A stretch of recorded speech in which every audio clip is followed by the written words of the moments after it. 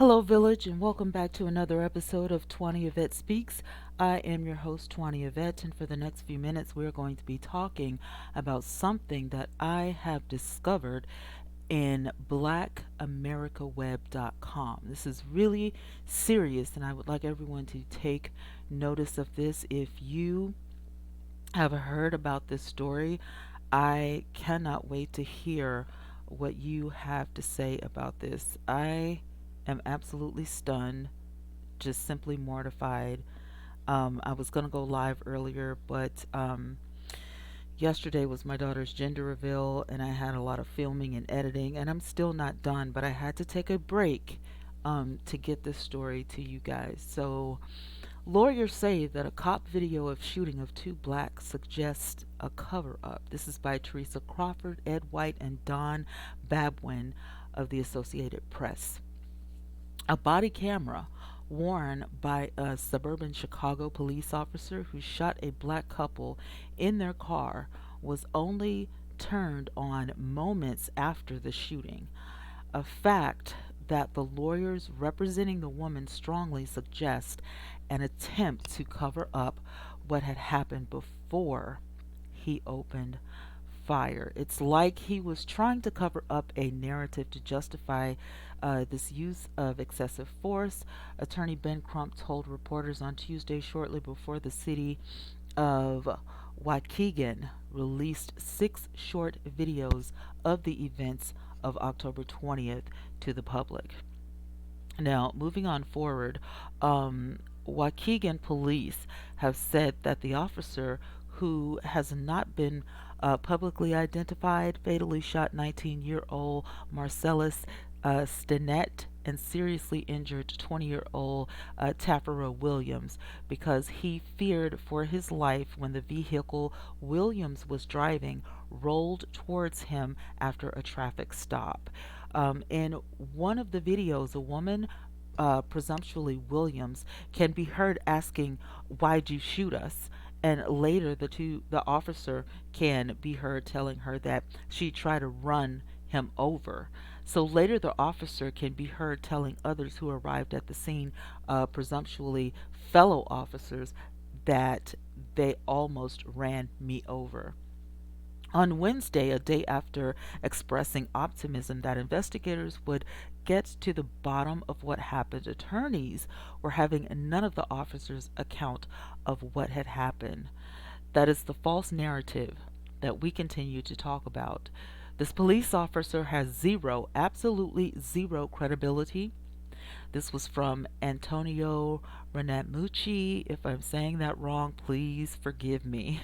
There should be no weight given to his self serving statement for the use of deadly force against what clearly appears to be a stationary car, and his feet were stationary at the same time. And Crump said that there were only two possible explanations for the officer's failure to turn on his body camera until after the shooting. It is regrettable when you have officers who either were not trained properly or who intentionally and consciously made an effort not to turn on their body cam video so we could see what they did to cause the death of Marcellus Stinnett and horrific injuries to Tafara Williams, he said. What we saw was just bits and pieces. There was no need to use this excessive deadly force. There was no need. It was a traffic stop.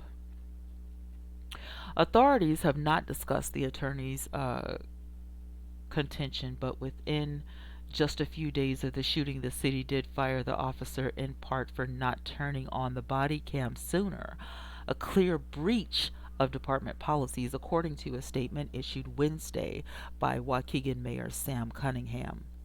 On Tuesday, Williams told reporters during a video call from her hospital bed that she and Stinnett didn't do anything to provoke the shooting. She said after the shooting, Stinnett was badly wounded yet still breathing, but the only help officers gave him was a blanket. They allowed him to die, she said. They wanted us to bleed out on the ground. Among the 6 videos the city released were 2 that were taken from the officer's squad car dash cam and his body cam. As the lawyer said, there is no footage of the actual shooting because although the shots can be heard in the dash cam video, the squad car wasn't facing the right direction. As for the body cam footage, the officer didn't turn on his body cam until seconds after the shooting. The officer, who is Hispanic, could face charges once the state police finish their investigation.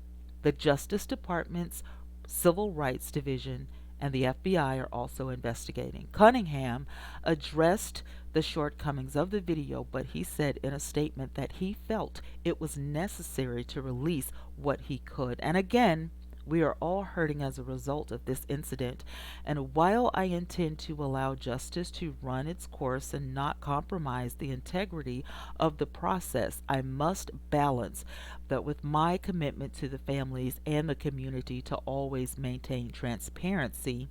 The mayor did say, I thank you for your trust, patience, and prayers. I looked over this entire uh, this entire page. I did see a couple of comments, but I don't really think that they have released actual video footage. The only video footage on this page is footage leading up to the election, so I don't actually see the footage. Maybe it hasn't been released to the public as of yet, but I will be checking up on this story. This is absolutely what we've been talking about. It is enough that, we do this to ourselves, family, against each other, as far as like the Tim Norman case that, we're glued to because we want to see what's going to happen, if justice is going to be served. And now, we have something else going on that's just as sinister. We're talking about the police and what they do to Black America. Black lives do matter. Black lives have always mattered. Black lives will always matter.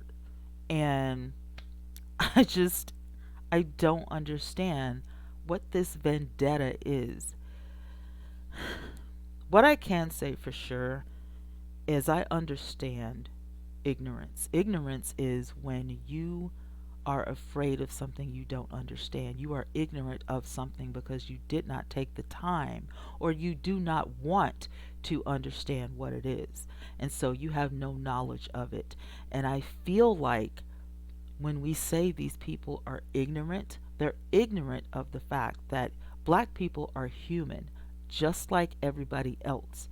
And just because our ancestors got here so wrongly does not mean that Black people here in this day and age don't belong here. Do you understand what I'm saying? Does anybody out there in America, period, understand what I'm saying when I talk about these matters? The only reason we have to justify speaking about this stuff is that it's our reality. This is our reality. We have to deal with this stuff every day.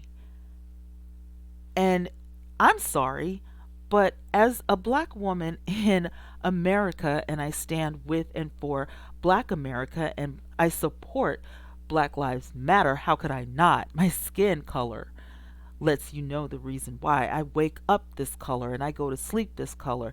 And everybody on this planet that was born, this was not our choice, excuse me. This was not our choice to be born or be born as we are. It just is a fact.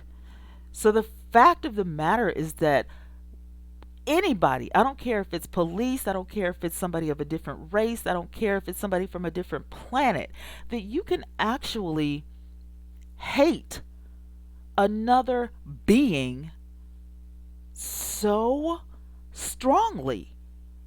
I'm talking about people you don't even know, never did anything to you. and you just lash out because what? You can't stand the color of our skin, or you can't stand that, we have the same rights, or what is it? Do you want us to go back to slavery? Would that make you feel better? I mean, I'm not understanding what the problem is. It's not even enough that we're living in a pandemic and the poor people are suffering the most.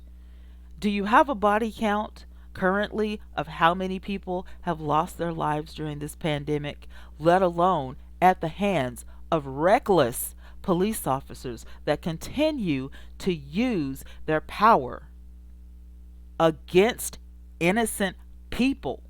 If these people are not doing anything to you, then you shouldn't be doing anything to them. The Bible clearly says for you to treat people how you want to be treated. So, do you want to be gunned down? Do you want to be shot down? Do you want to be ran over? Do you want to have somebody put their neck out? Oh, let's put a knee there. Is that what you want? Do you want people to start treating you how you treat other people, or do you want to be treated the right way? If that's the case, then start treating other people the right way. You're not going to get away with this stuff. I don't care if you call it karma. I don't care what you call it. Do unto others as you would have them do unto you, because you should, because it's the right thing to do. Because if somebody hasn't done something to you like just outlandish enough for them to be shot dead, for them to be wounded to near death, if somebody hasn't done anything to you that will warrant you to put your knee on their neck, yes, we're going to keep talking about it. You're tired of hearing about it. We're tired of being killed. You're killing somebody's children. You're killing somebody's parents. What would happen to your children or your parents or your siblings if somebody did you the same way? You're not thinking rationally when you do this stuff. You're glorifying the fact that you got another one off the streets, or you took another one out. But guess what? What you took out is a who? It's a human being. And somebody is going to struggle. Somebody is going to miss them. Somebody is going to be in pain and hurt, just like you would be if the shoes were turned, if the tables were turned. But you don't care. You people don't seem to care about the consequences and the repercussions of your actions. I mean, enough already. It's enough. Think about what you're doing before you do it, and think about the consequences. Was it worth your job? What about if you do time? What about if this doesn't go the way you wanted it to? Was it all worth it? You may as well commit suicide if you're going to continue to act like this. Your punishments are going to get worse. It's not, listen, we're already in a pandemic. It's not going to get better. It's going to get worse. And for the people who are abusing their power, regardless of your race, and for the people who are, just doing outlandish things to other innocent people, you need to stop. Enough is enough. We're tired of this. It's beyond getting out of hand. It's beyond gone too far. This is the kind of stuff that makes people want to rage. This is the kind of stuff that turns a peaceful, boycott into looting and just tearing up stuff. It's not even the fact that some people don't know how to behave. It's about being pushed over the edge. This is ridiculous. You're taking lives away. These people have the right to grow up and go to school or go to college or join the Navy if they want to, or, graduate anything, high school, middle school, do something. Whatever they're going to do with their lives, they have the right to do it. You don't have the right to take a life just because you're mad or you're upset or because you can or because you think you have all this power and nobody's going to do anything to you. Are you not watching the news? Are you not keeping up with stuff? I can't stand when people, commit a crime and then they turn around and say, well, where they messed up was this, that, and the third. But if they had done it like this, no. And what's sad, now that I think about it, is that the people that are committing the crimes are the people who are supposed to be helping innocent people when they are hurt of a crime. How ironic is that? You can't even help us because you're hurting us. That's not in your job description. I don't know. Let me know what you guys think about this.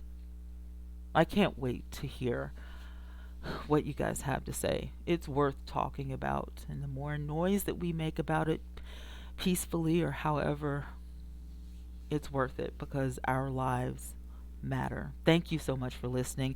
Drop your comments down below. This has been Twanna Y'vette for Twanna Y'vette Speaks. Good night, everybody.